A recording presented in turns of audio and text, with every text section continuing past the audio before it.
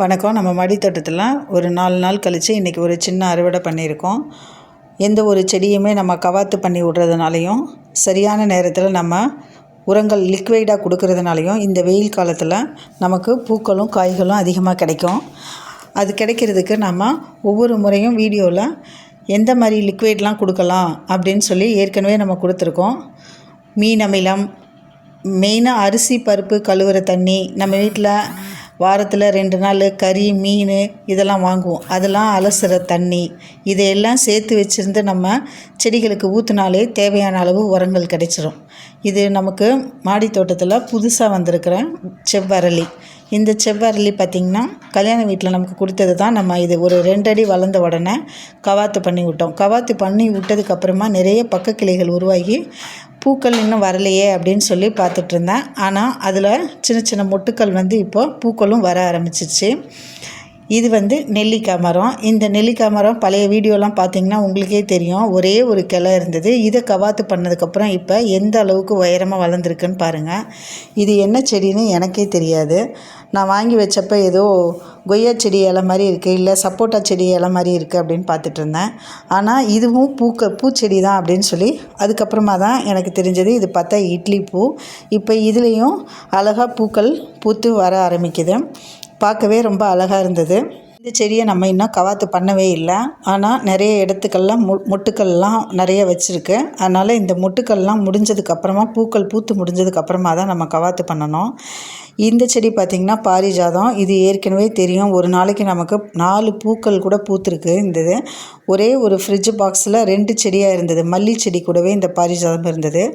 மல்லி நல்லா வளர்ந்துட்டு வந்தது. ஆனால் பாரிஜாதத்தில் பூக்கள் வரல. இதை எடுத்து இப்போ தனியாக வச்சதுக்கப்புறமா இப்போ தான் நமக்கு ஒரே ஒரு பூக்கள் வர ஆரம்பிச்சிருக்கு. ரோஸ் செடியும் அதே போல் தான்.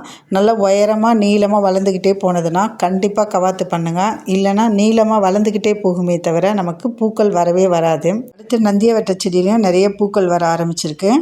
இந்த செடி பார்த்திங்கன்னா கருவேப்பிலை செடி. கருவேப்பிலை ஒரு 2 செடி மட்டும் நல்லா கொஞ்சம் உயரமாக வளர்ந்துருக்கு. அதுலேயும் ஒரு வாட்டி நான் வீடியோவில் காமிச்சிருப்பேன், பூக்கள் வந்திருந்தது. அதாவது கருவேப்பிலை பூ வந்திருந்தது. கருவேப்பிலை பூ வந்துருச்சுன்னா அந்த செடியோட வளர்ச்சி அப்படியே நின்றுடும். அதுக்கப்புறம் அதில் உங்களுக்கு கிளைகள் விட்டு நிறைய பூக்கள் மட்டும்தான் இருக்குமே தவிர செடி நல்லா தளிர் எடுத்து வராது. பார்த்தேன் நான் ஒரு 2-3 இடத்துல அது மாதிரி பூக்கள் இருந்தது. அந்த பூக்களோட கிளைகளை உடச்சி விட்டதுக்கப்புறம் அதில் நம்ம கற்றாழையை பீஸ் கட் பண்ணி அதில் மாட்டி வச்சதுக்கப்புறம் எவ்வளவு துளிர்கள் எடுத்திருக்கு, என்னாலேயே நம்ப முடியல. அதை பார்த்தா அந்த அளவுக்கு அடர்த்தியாக துளிர்கள் எடுத்திருக்கு. இது ஒரே ஒரு சுண்டைக்காய் செடி தான் நம்ம மாடி தோட்டத்தில் இருக்குது. இதுலேயும் நம்ம ஒரு 2 வாரத்துக்கு ஒரு வாட்டியோ இல்லை 3 வாரத்துக்கு ஒரு வாட்டியோ நம்ம இதிலேருந்து காய்கள் பறிக்கிறோம். அந்த அளவுக்கு நமக்கு சமையலுக்கு தேவையான அளவு காய்கள் கிடச்சிருது. அதை நம்ம கவாத்து பண்ணி விட்டு அதில் நம்ம கற்றாழை பீஸை சொருவி வச்சதுக்கப்புறமா அதில் பூக்கள் எடுத்து நிறைய நம்ம காய்கள் பறிச்சிருக்கோம். இன்றைக்கும் அதே போல் தான். நம்ம இன்றைக்கி ஊருக்கு போயிட்டு வந்ததுனால வீட்டில் எந்த காய்கறியும் இல்லை. அதனால் நம்ம சுண்டைக்காயும் மணத்தக்காளியும் ஒரு 4 செடி இருந்தது. அந்த மணத்தக்காளிலையும் பழமாகவும் இருந்தது, சில செடியில் காயும் இருந்தது. அதை எல்லாத்தையும் சேர்த்து 2ஐயும் ஒன்றா போட்டு நம்ம புளிக்குழம்பு வைக்கலான்னு சொல்லிவிட்டு இன்றைக்கி சுண்டைக்காவும் மணத்தக்காளியும் தான் பறிச்சுக்கிட்டேன். நம்ம மாடி தோட்டம் அமைச்சோன்னா அதில் கண்டிப்பாக நமக்கு வாரத்தில் 3 நாள் கீரையும் வாரத்தில் 3 நாள் காய்கறிகளும் கிடைச்சிரும்.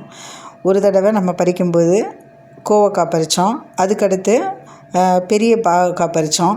இப்போ நம்ம மணத்தக்காளியும் சுண்டைக்காயும் பறிக்கிறோம். இது போல் மாறி மாறி காய்கறிகளும் கீரைகளும் நமக்கு ஏதோ ஒரு வாரத்தில் ஒரு 3 நாள் 4 நாள் கண்டிப்பாக நமக்கு கிடைக்க தான் செய்யும். அடுத்து இந்த வெயில் காலத்தில் நம்ம செடிகளுக்கு மாலையில் ஒரு வாட்டி நம்ம கண்டிப்பாக தண்ணி விடணும். அப்போ தான் செடிகள் மண் மேலே காயாமல் இருக்கும், செடிகளும் ஃப்ரெஷ்ஷாக இருக்கும். அதே போல் மூடாக்கு, அதாவது காய்ந்த இலைகள் இல்லை வேறு ஏதாவது கொட்டாங்குச்சி இது மாதிரி இருந்தால் கூட நம்ம செடிகளுக்கு மண்ணுக்கு மேலே போட்டு விட்டோன்னா மூடாக்கு மாதிரியும் இருக்கும், மண்ணும் காயாது, ஈரப்பதமாகவும் இருக்கும்.